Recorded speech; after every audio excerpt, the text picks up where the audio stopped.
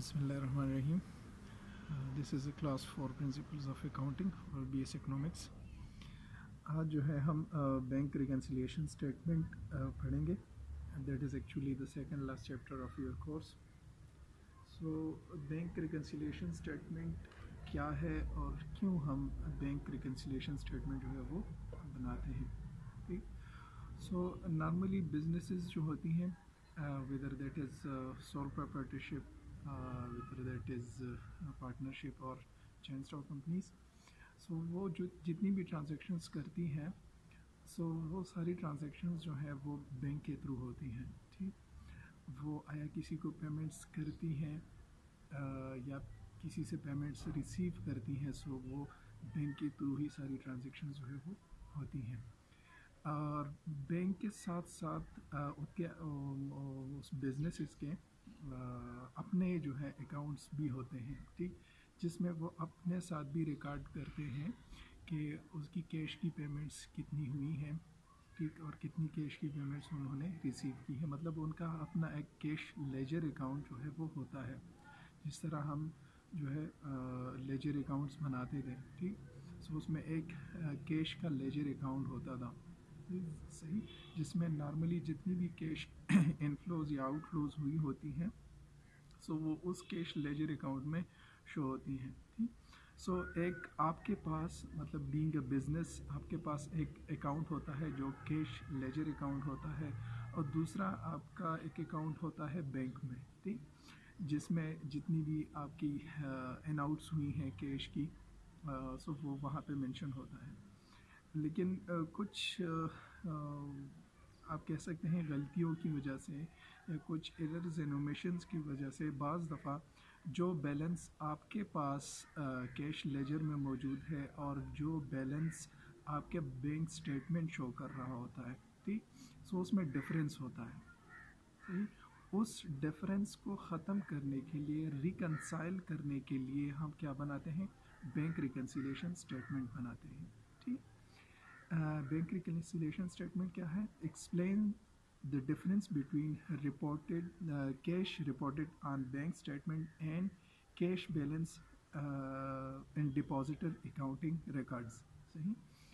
उस डिफरेंस को शो करता है जो आपका बैंक स्टेटमेंट जो मंथली बेसिस पे आपके पास आता है. सही. आपने अगर बैंक में अकाउंट खोला हुआ हो, सो आपको पता होगा कि मंथली आपके पास बैंक स्टेटमेंट्स जो है वो आती हैं. वो आपको शो करती हैं कि कितनी कैश विड्रॉल्स और कितनी कैश रिसीट्स जो है आपके अकाउंट में हुई हैं. सो बैंक रिकंसिलिएशन एक ऐसा स्टेटमेंट है जो जब कभी भी डिफरेंस हो बिटवीन द बैंक स्टेटमेंट आपको एक बैलेंस शो कर रहा है और आपके अपने खुद के रिकॉर्ड के मुताबिक आप जो है बैलेंस आपके मुताबिक कोई दूसरा आ रहा है. ठीक. सो उस डिफरेंस को दूर करने के लिए हम बैंक रिकंसिलिएशन स्टेटमेंट बनाते हैं. ठीक. अच्छा, इसमें एक बात जहन में रखिए कि bank reconciliation statement normally month and पे हम बनाते हैं. अगर डिफरेंस हो तब डिफरेंस बिटवीन जो आपने अपना खुद का रिकॉर्ड बनाया है जो आपका कैश लेजर अकाउंट जो है वो शो करता है और जो बैंक का स्टेटमेंट है. सही. उसमें अगर डिफरेंस हो तब हम बनाते हैं और मंथ के एंड पे बनाते हैं. सही. महीने के आखिर पे हम बनाते हैं अगर डिफरेंस मौजूद हो. सही. अच्छा, सो जिस तरह मैंने कहा कि बिजनेसेस के हैं जो हैं नॉर्मली दो अकाउंट्स या दो जगह पे जो है कैश बैलेंस शो होता है. एक है आपके पास बैंक, मतलब बैंक में जितने आपके पास पैसे पड़े हुए हैं. ठीक. वो रिकॉर्ड हमें शो होता है थ्रू बैंक स्टेटमेंट या उसे हम पासबुक भी कहते हैं. ठीक. सो एक बैलेंस वहाँ पे शो होता है. दूसरा, आपने खुद अपना भी एक अकाउंट मेंटेन किया हुआ होता है जिसको हम कैश लेजर अकाउंट कहते हैं या सिंपली कैश अकाउंट कहते हैं. सही. जो आपका टी अकाउंट होता है कैश का. सही. सो आपने खुद का जो अकाउंट मेंटेन किया हुआ है बीइंग अ डिपॉजिटर, और जो बैंक आपको रिकॉर्ड मुहैया करता है थ्रू बैंक स्टेटमेंट और पासबुक. अगर उसमें कोई डिफरेंस मौजूद हो. सही. अगर उसमें कोई डिफरेंस मौजूद हो, सो उस डिफरेंस को दूर करने के लिए हम क्या बनाते हैं, बैंक रिकंसिलिएशन स्टेटमेंट बनाते हैं. ठीक.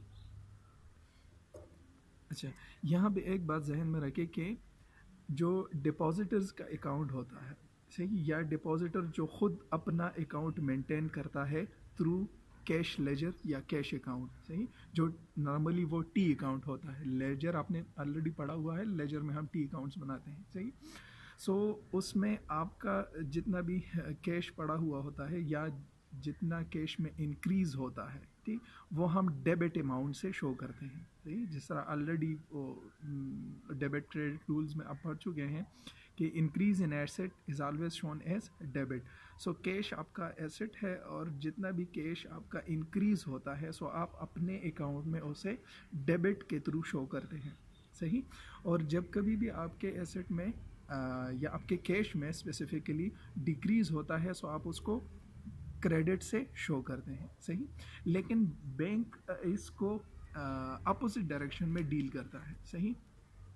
जब भी आपका लेट्स से एक अकाउंट है बैंक में, किसी एक बैंक में, जब भी आप अपने बैंक में पैसे रखते हैं, सही, जब भी आप अपने बैंक में पैसे रखते हैं सो उस इंक्रीज़ को वो बैंक उस अकाउंट में क्या करता है, क्रेडिट शो करता है।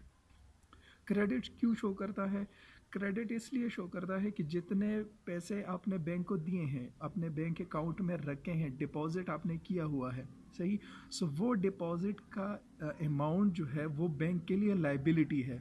लाइबिलिटी इसलिए है कि वो अमाउंट उन्होंने आपको दोबारा वापस करना है, सही। सो लाइबिलिटी के डिफिनीशन में जिस तरह हम पढ़ चुके हैं कि लाइबिलिटी क्या है, जो आपके ऊपर ऑब्लिगेशंस हों, सही, मतलब यू आर लाइबल टू पे। सो जो बैंक में आपने अमाउंट रखा हुआ है वो पैसे बैंक के ऊपर लाइबिलिटी है क्योंकि वो पैसे उन्होंने आपको वापस देने हैं। सो जब कभी भी आप बैंक में पैसे रखते हैं सो अपने अकाउंट में आप उसको डेबिट करते हैं, जबकि बैंक वाले उसको क्रेडिट करते हैं। क्रेडिट इसलिए करते हैं क्योंकि उसने वो पैसे जो है आपको वापस पे करने होते हैं, ठीक। और जब कभी भी आप बैंक से पैसे निकालते हैं, सही, जब भी आप बैंक से पैसे निकालते हैं या आपने विड्रॉल्स करते हैं सो बैंक उसको एज अ डेबिट शो करता है, ठीक। सो ये थोड़ा डिफरेंस है जो आपको जहन में रखना है। अच्छा, सो बैंक रिकन्सिलिएशन स्टेटमेंट का मॉडल क्या है, कौन कौन सी चीज़ें हैं जिसकी वजह से जो आपका अकाउंट और जो बैंक का जो बैंक अकाउंट मेंटेन करता है आपका, उसमें डिफरेंसेस आ सकती हैं, सही। सो डिफरेंसेस जो हैं डिपॉजिट इन ट्रांजिट की वजह से आ सकती हैं। सो डिपॉजिट इन ट्रांजिट क्या है? Deposit in transit, it is an accounting term that refers to check or other non-cash payments that a company received and recorded in its account but it have not yet cleared by the bank. Deposit in transit वो amounts होती हैं, वो non cash amounts, मतलब वो checks होती हैं जो कि आपने तो अपने जो है, जो आप अपना डिपॉजिटर अकाउंट अपना खुद का लेजर अकाउंट बनाते हैं उसमें तो आपने इंटर कर दी हैं, लेकिन बैंक के थ्रू वो फ़िलहाल इंटरटेन नहीं हुई, सही। इसका मतलब कि लेट से आपने जो है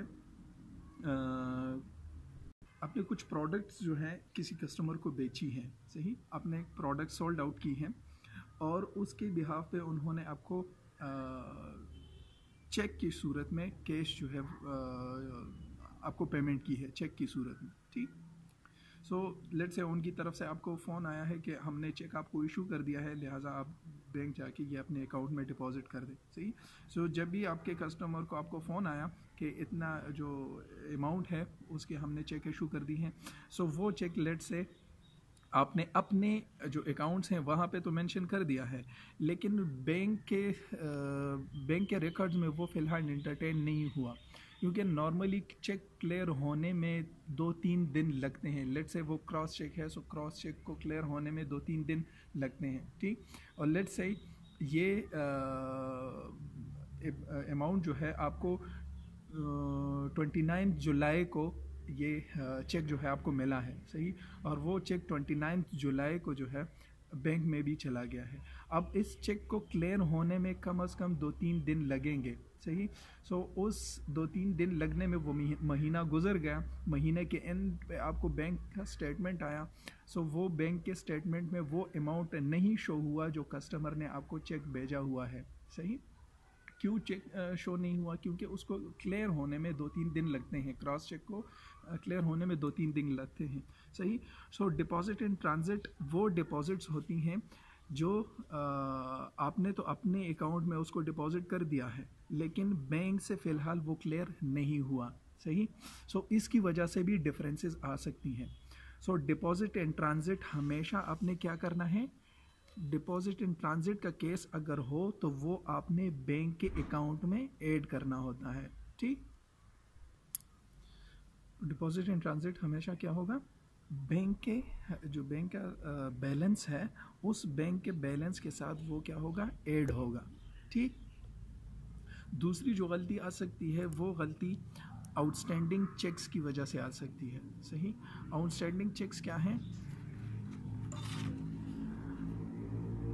A check that a company has issued and recorded in its ledger, but the check has not yet cleared the bank account on which it is drawn. This often happens when checks are written in last few days of the month. Outstanding cheques मतलब आपने जो है being a business आपने किसी से ख़रीदारी की हुई है। ठीक। और उस ख़रीदारी के बेस पे आपने उनको क्या करना है, पेमेंट्स करनी है। ठीक। सो वो पेमेंट आप लेट से चेक की बेस पे करते हैं। आपने एक चेक साइन किया और अपने अकाउंटेंट को दिया कि ये जो है बैंक को जाके उस जिस कंपनी से आपने ख़रीदारी की है उस कंपनी के नाम पे आपने चेक बनाया और अपने अकाउंटेंट को दिया कि ये जाके बैंक से जो है ये ट्रांसफ़र जो है ये करा दें। ठीक। लेकिन अगेन जिस तरह डिपॉजिट इन ट्रांजिट में हमने कहा कि आपने जो है लेट्स से जुलाई 28 या जुलाई 29 को जो है आपने वो चेक जो है पास ऑन कर दिया। सही। सो उस चेक को प्रोसेस होने में 2-3 दिन लगते हैं। ठीक। सो उसी तरीके से वो चेक जो है बैंक को पहुंचा ऑन 29 जुलाई। अब जो है महीना एंड हो गया लेकिन वो पेमेंट्स जो है आपके अकाउंट से माइनस नहीं हुई। ठीक। वो अमाउंट्स जो माइनस होनी चाहिए थी आपके अकाउंट से वो माइनस नहीं हुई, मतलब वो चेक फ़िलहाल क्लियर नहीं हुआ। आपने तो अपने अकाउंट से जो आप खुद का लेजर अकाउंट बनाते हैं, सही, अपने खुद के अकाउंट से तो आपने माइनस कर दी, लेकिन बैंक ने वो फ़िलहाल आपके अकाउंट से माइनस नहीं की। ठीक। सो इसको रिकंसाइल करने के लिए क्या करना होगा, वो आउटस्टैंडिंग चेक्स जो है वो आपने माइनस करनी है। कहाँ से? जो बैंक का बैलेंस है उससे आपने वो अमाउंट जो है वो माइनस करनी है। ठीक। तीसरी जो गलती हो सकती है वो बैंक एरर्स की वजह से हो सकती है। ठीक है। बैंक जो है क्योंकि वहाँ पे भी नॉर्मली गलतियाँ हो सकती हैं। बैंक एरर्स क्या क्या हो सकती हैं? Mistakes made by the bank. क्या क्या मिस्टेक्स हो सकती हैं? एंटरिंग एन इनकरेक्ट अमाउंट, जो है आपने लेट से 1200 की जगह 12,000 लिख दिया सपोज़। ठीक।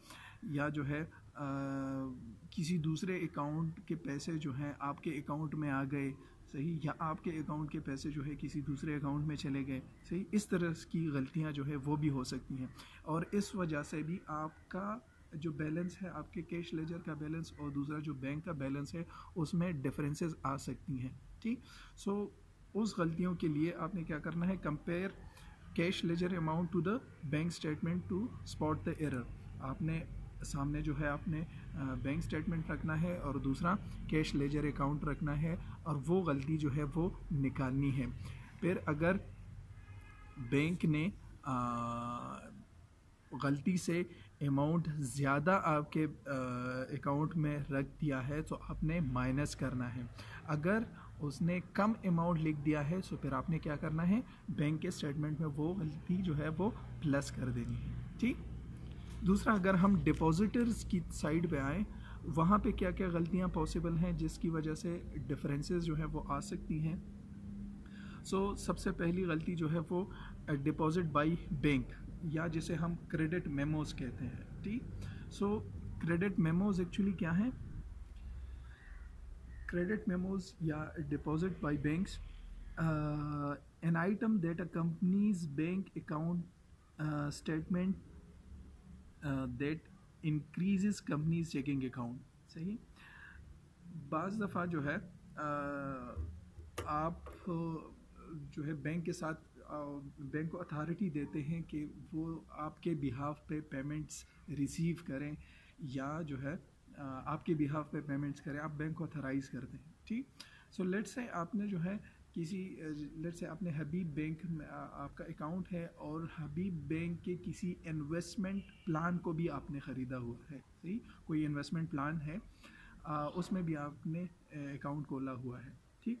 So let's say Habib bank के उस इन्वेस्टमेंट प्लान में जिसमें आपने इन्वेस्टमेंट की है, वहाँ से आपको कुछ डिविडेंड्स मिलता है, कुछ प्रॉफिट मिलता है. सही.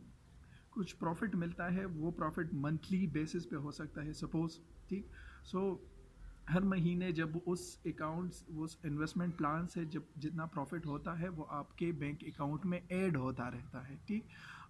और हर महीने मतलब बैंक ज़रूरी नहीं है कि आपको फ़ोन करे कि आपने जिस इन्वेस्टमेंट प्लान हमारे बैंक के जिस इन्वेस्टमेंट प्लान में आपने इन्वेस्टमेंट की है उससे मंथली आपको जो है 1,000 या 2,000 रुपये जो है ऐड हो रहे हैं. ठीक. सो आपको उसका पता नहीं होता और बैंक उसका जो है ऑटोमेटिकली आपके बैंक अकाउंट में उसको ऐड कर रही होती है. ठीक. या लेट्स से सपोज़ आपका सेविंग अकाउंट है. सही. आपका सेविंग अकाउंट है. सो सेविंग अकाउंट जो है सेविंग अकाउंट के ऊपर मंथली जो है इंटरेस्ट ऑन होता है. सही. इंटरेस्ट ऑन होता है और वो इंटरेस्ट भी आपके अकाउंट में ऐड होता रहता है. ठीक. सो उसका सपोज़ आपको पता नहीं और आपने वो जो डिविडेंड्स जो प्रॉफिट या जो इंटरेस्ट आपको मिला हुआ है उसका आपने अपने अकाउंट में उसको एंटर नहीं किया, उसको ऐड नहीं किया. ठीक. लेकिन बैंक ने उसको आपके अकाउंट में ऐड किया हुआ है. बैंक ने उसको ऐड किया हुआ है और आपने उसको ऐड नहीं किया हुआ. ठीक. इससे भी गलती आ सकती है. बैंक जो बैलेंस शो कर रहा होता है और आपकी अकाउंट जो बैलेंस शो कर रही होती है. ठीक. सो इसको ठीक करने के लिए क्या करना होगा कि आपने जो भी अमाउंट्स बैंक ने खुद से आपके अकाउंट में ऐड किए हुए हैं. ठीक. सो वो अमाउंट्स आपने अपने अकाउंट में क्या करने हैं, ऐड करने हैं. ठीक. सो क्रेडिट मेमोज की समझ आई. क्रेडिट मेमोज किसे कहते हैं? An item that accompanies bank account statement that increases a companies checking account. सही. जिससे आपकी अकाउंट जो है वो इंक्रीज़ होता रहता है. वो इंटरेस्ट भी हो सकती है, मतलब आपका जो है अपने सेविंग अकाउंट खोला हुआ है बैंक में. सो वो सेविंग अकाउंट आपको इंटरेस्ट अर्न कर रहा होता है. ठीक. सो वो इंटरेस्ट हर महीने आपके बैंक अकाउंट में ऐड होता रहता है. सो ज़रूरी नहीं कि हर दफ़ा जो है बैंक आपको फ़ोन करे कि आपके अकाउंट ने आपने जो पैसे बैंक में रखे हुए हैं उसने इतना इंटरेस्ट कमाया है और वो इंटरेस्ट हमने आपके बैंक अकाउंट में ऐड कर दिया है. ठीक. सो आपको पता नहीं होता, इसलिए आप अपने अकाउंट में उसको ऐड नहीं करते. बैंक ने आपके जो अकाउंट है वहाँ पे पड़ा हुआ है उसमें वो एडिशन वहाँ पे हो चुकी है. ठीक. सो इसको ठीक करने के लिए क्या करना होगा कि आपने अपने अकाउंट में वो अमाउंट जो है वो क्या करनी है, ऐड करनी है. ठीक. दूसरा, वो डिविडेंड भी हो सकती है, वो प्रॉफिट भी हो सकती है. सपोज़ मैंने कहा कि लेट से आप जो है किसी एक स्पेसिफिक बैंक, सपोज़ हबीब बैंक में आपका अकाउंट है और हबीब बैंक के कोई इन्वेस्टमेंट प्लान भी आपने ख़रीदा हुआ है और उस इन्वेस्टमेंट प्लान की वजह से हर महीने आपको प्रॉफिट अर्न होता है और वो प्रॉफिट ऑटोमेटिकली आपके बैंक अकाउंट में ऐड होता रहता है. लेकिन आपको चूँकि उसका पता नहीं होता, पता इन द सेंस कि लेट से हर महीने कितना उसने प्रॉफिट कमाया हुआ है. बैंक हर महीने आपको फ़ोन नहीं करेगा कि उसने इतना प्रॉफिट कमाया है और इतना प्रॉफिट हमने आपके अकाउंट में ऐड कर दिया है. ठीक. सो इसकी वजह से वो डिफरेंसेस जो हैं वो आ सकती हैं. दूसरा, कलेक्टिंग नोट रिसीवेबल. सही. आपके बिहाफ पे लेट से बैंक ने जो है एक नोट पेबल जो है नोट रिसीवेबल जो है उसकी रिसीविंग कर ली है, रिसीव उन्होंने ले ली है. ठीक. सपोज लेट से आप जो है एक बिज़नेस ओनर हैं और नॉर्मली आप जो है मतलब आपका बाइंग एंड सेलिंग का बिज़नेस है. आप जो है हर दफ़ा चीज़ें ख़रीदते और बेचते हैं. आपने जो है कुछ सामान जो है बेचा हुआ है और उसके बिहाफ पे जिसको आपने भेजा हुआ था सो उन्होंने आपको एक नोट रिसीवेबल जो है वो साइन किया हुआ था कि इतने पैसे जो है हम आपको मतलब महीने बाद 2 महीने बाद वो देंगे, ठीक। और जिस तरह हमने क्लास में भी कहा था कि नोट रिसीवेबल या नोट पेबल पे नॉर्मली क्या होता है, इंटरेस्ट भी होता है, ठीक। सो वो नोट रिसीवेबल के जितने पैसे आपको मिलने वाले हैं वो ऑटोमेटिकली वो जो अमाउंट या जो ड्यूरेशन है उसका वो ड्यू हो गया, सो वो आपके अकाउंट में ऐड हो जाएंगी। लेकिन आपको जो है उसका पता नहीं होता और आपके अकाउंट में वो बैंक उसको ऑटोमेटिकली ऐड कर दिया है उसने, और आपने अपने अकाउंट में उसको ऐड नहीं किया, ठीक। सो इससे गलती आ सकती है, और अगेन क्या करना है आपने उसको गलती को दूर करने के लिए वो जितना भी अमाउंट बनता है वो आपने अपने अकाउंट में ऐड कर देना है, ठीक। तीसरा, क्रेडिट मेमोज में refund for previous bank charges, सही। रिफंड भी कुछ हुआ है।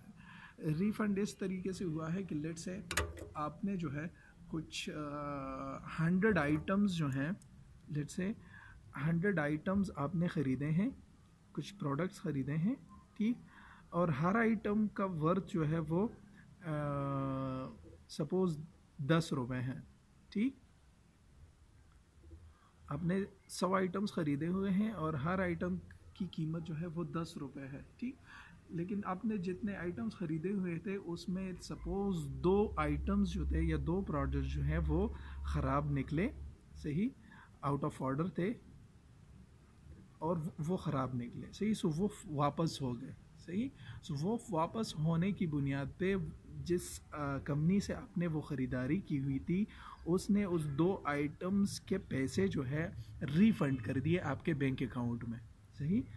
उसने उस 2 आइटम जो ख़राब थे आपने ख़रीदे हुए थे उसके पैसे जो है रिफ़ंड कर दिए आपके बैंक अकाउंट में। सो वो बैंक ने तो आपके अकाउंट में ऐड कर दिए हैं, ठीक।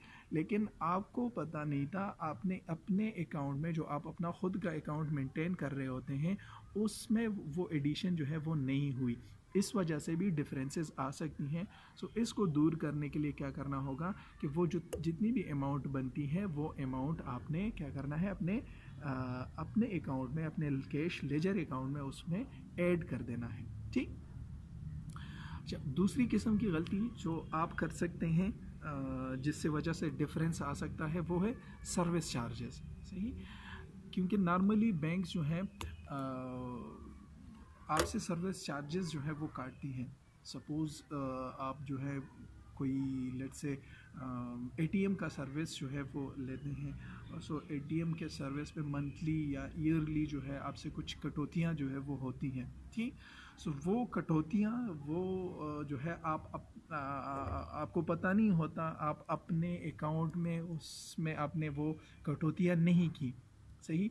लेट से हर महीने जो है वो आपसे 10 रुपये चार्ज करते हैं एटीएम के बेस पे, सपोज़, सही। आपने एटीएम सर्विस लिया हुआ है किसी एक बैंक का और वो हर महीने आपसे 10 रुपये जो है वो चार्ज करते हैं, ठीक। सो वो हर महीने 10 रुपये आपने अपने अकाउंट से माइनस नहीं किए हुए, ठीक। बैंक ने तो वो पैसे आपके अकाउंट से माइनस कर दिए हैं लेकिन आपने अपने अकाउंट से ख़ुद वो माइनस नहीं किए हुए, ठीक। सो इसको सर्विस चार्जेस की वजह से जो डिफरेंस आ सकता है उसको दूर करने के लिए वो जितना भी अमाउंट बनता है सर्विस चार्जेस का वो आपने क्या करना है अपने अकाउंट से वो माइनस कर देना है, ठीक। अच्छा, तीसरी जो गलती आ सकती है जो आप बीइंग अपने अकाउंट को हैंडल करते हुए जिसकी वजह से बिटवीन द बैंक और आपके अकाउंट में डिफरेंस आ सकता है वो NSF चेक्स हैं, सही। NSF चेक्स से मुराद नॉट सफिशेंट फंड्स, सही। नॉट सफिशेंट फंड्स के जो चेक्स होते हैं उसकी बुनियाद पे गलती आ सकती है, सही। नॉट सफिशेंट चेक्स जो हैं वो क्या हैं, so suppose not sufficient funds like again आपने जो है कुछ सामान जो है वो बेचा हुआ है, कुछ प्रोडक्ट्स जो हैं वो सेल आउट कर दिए हैं, ठीक। अब उन प्रोडक्ट्स की बेस पे जिसको आपने सेल आउट किया है किसी दूसरे पार्टी को, सही, उस पार्टी ने उस प्रोडक्ट्स के बेस पे आपको जो है चेक भेज दिया है कि ये हमारी तरफ से वो पेमेंट है, ठीक। अब वो चेक जो है आपने बैंक को भेज दिया है, ठीक। अब लेट से उस चेक में सपोज 10,000 रुपये जो है उसके बनते हैं, जो आपने जो प्रोडक्ट जो है वो सेल आउट किए हुए हैं, ठीक। तो उसके 10,000 रुपये बनते हैं, वो चेक आपके पास आया। सो आपने तो अपने अकाउंट में उसको 10,000 रुपये अपने अकाउंट में ऐड कर दिए हैं, ठीक। 10,000 रुपये अपने अकाउंट में ऐड कर दिए हैं और वो चेक जो है भेज दिया है बैंक को कि वो आपके अकाउंट में उसको ऐड कर दें, ठीक। अब जब वो चेक बैंक के पास पहुंचा है, सो बैंक को पता चला है कि जिस पार्टी ने आपको चेक भेजा हुआ है उनके अकाउंट में एक्चुअली पैसे ही नहीं मौजूद, सही। सो पैसे ही नहीं मौजूद, सो वो चेक क्या हो जाएगा, वो बाउंस हो जाएगा, वो चेक बाउंस हो जाएगा, ठीक। सो आपने तो अपने अकाउंट में उसको ऐड किया हुआ होगा और बैंक ने वो चेक बाउंस बैक कर दिया है, ठीक। सो आपने अपने अकाउंट में पैसे ज़्यादा ऐड कर दिए हैं, ठीक, जबकि वो आपके अकाउंट में जो बैंक का अकाउंट है वहाँ पे ऐड नहीं हुए, सही। सो इस वजह से भी डिफरेंस आ सकता है बिटवीन द बैंक अकाउंट और जो आपका पर्सनल अकाउंट है, सही। सो इस गलती को दूर करने के लिए NSF चेक के या नॉट सफिशेंट चेक के जितने भी अमाउंट्स है, सही, वो अमाउंट आपने क्या करना है, माइनस करना है अपने अकाउंट से, ठीक। क्योंकि बैंक ने तो उसको एंटरटेन ही नहीं किया, आपने एंटरटेन किया है, आपने अपने अकाउंट में ऐड कर दिए हैं। सो पहले ऐड किए हैं, लिहाजा अब दोबारा उसको क्या करना होगा, माइनस करना होगा, ठीक। तीसरी जो है फोर्थ छोटी गलती जो है, वो आप भी अपने बुक ऑफ अकाउंट्स को मेंटेन करते हुए कुछ गलतियां कर सकते हैं, ठीक। वो गलतियां पॉसिबल क्या हो सकती हैं, अगेन जिस तरह बैंक जो है वो इनकरेक्ट अमाउंट इंटर कर सकता है, इसी तरीके से बीइंग ए ह्यूमन आपसे भी गलती हो सकती है, आप कुछ incorrect amount being entered or amount being omitted, या गलत एंट्री करते हैं या कुछ एंट्री सिरे से आपने की ही नहीं है, ठीक। सो उस वजह से भी डिफरेंस आ सकता है between your account and between the bank account, सही। सो उस गलती के सुधारने के लिए क्या करना होगा, अगर आपने अमाउंट ज़्यादा लिखा हुआ है अपने अकाउंट में, सही, अमाउंट ज़्यादा लिखा हुआ है, सो आपने माइनस करना है, ठीक। लेकिन अगर आपने अमाउंट कम लिखा हुआ है या सिरे से लिखा नहीं है कोई अमाउंट, सही, जो लिखना चाहिए था, सो उसके लिए आपने क्या करना होगा, वो अमाउंट ऐड करना होगा एंड एट द एंड फिर आपने एडजस्टेड बैलेंस बैंक का निकालना है और एडजस्टेड बैलेंस आपने अपने खुद जो आपने अकाउंट मेंटेन किया हुआ है कैश लेजर का, उसका निकालना है और दोनों का बैलेंस एट द एंड क्या हो जाएगा, इक्वल हो जाएगा, ठीक। अच्छा, यहाँ पे एक बात जहन में रखें कि फर्स्ट ऑफ ऑल कि बैंक रिकन्सिलिएशन स्टेटमेंट जिस तरह पहले मैंने बताया कि ये एट द मंथ एंड बनता है, सही, महीने के आखिर में बनता है। और दूसरी पॉइंट ये तभी बनता है कि अगर डिफरेंस मौजूद हो, सही, अगर आपने जो अकाउंट मेंटेन किया हुआ है उसका एट द मंथ एंड क्या बैलेंस आ रहा है और जो बैंक आपका अकाउंट मेंटेन कर रहा है उसका एट द मंथ एंड क्या बैलेंस आ रहा है। सो अगर उन दोनों में डिफरेंस मौजूद है तभी बैंक रिकन्सिलिएशन स्टेटमेंट बनेगा। अगर वो अमाउंट दोनों जो है एग्जैक्टली सेम आ रही हैं, सो फिर बैंक रिकन्सिलिएशन स्टेटमेंट का के बनाने का कोई मतलब जो है वो नहीं बनता। दूसरी बात, तीसरी बात कि अगर बैलेंस डिफरेंस है, मतलब आपने जो अकाउंट मेंटेन किया हुआ है और जो बैंक ने आपका अकाउंट मेंटेन किया हुआ है उसमें डिफरेंस मौजूद है, ठीक। सो उसको ठीक करने के लिए आपने सिर्फ वही पॉइंट्स, वही ट्रांजैक्शंस जो है वो निकालनी है और उसकी एडजस्टमेंट करनी है जो डिफरेंस क्रिएट कर रही हैं, ठीक, जो डिफरेंस क्रिएट कर रही हैं।